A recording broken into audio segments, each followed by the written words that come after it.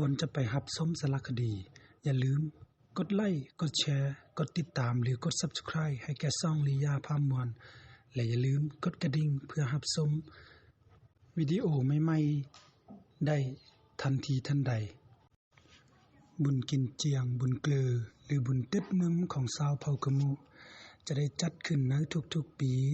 เพื่อปลูกจิตสำนึกให้แก่คนรุ่นลูกรุ่นหลานได้ฮู้และได้สำนึกในบุญคุณของเผ่าพันธุ์และบุญเต็ดนึมก็ถือว่าเป็นบุญสำคัญอีกอย่างหนึ่งของชาวเผ่ากะมุเพราะมันเป็นทั้งบุญส่งท้ายปีเก่าต้อนรับปีใหม่และเป็นบุญแห่งการเฉลิมฉลองผลเก็บเกี่ยวผลปลูกผลหมากลากไม้ที่ปลูกมาในหมดปีชาวเผ่ากะมุเป็นเผ่าที่มีเครื่องแต่งกายเป็นเอกลักษณ์เฉพาะตัว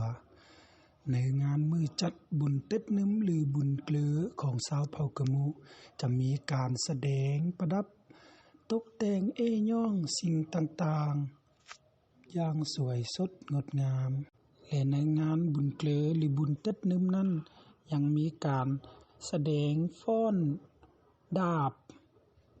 ย่างไม้โยกเยกและเต้นไม้กระทบซึ่งเป็นเอกลักษณ์และการละลิ้นต่างๆของชนเผ่ากะมุ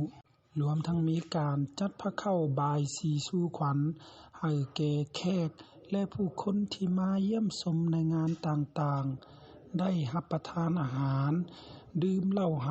ด้วยไม้ที่นำมาเป็นทอซึ่งเป็นเอกลักษณ์ของชาวเผ่ากะมุถึงอย่างใดก็ตามถึงชาวเผ่ากะมุจะมีเผ่าย่อยหลายชนเผ่าแต่ก็บ่สามารถแยกความรักความสามัคคีของชนเผ่ากะมุได้และก็อยากขอเชิญชวนบรรดาท่าน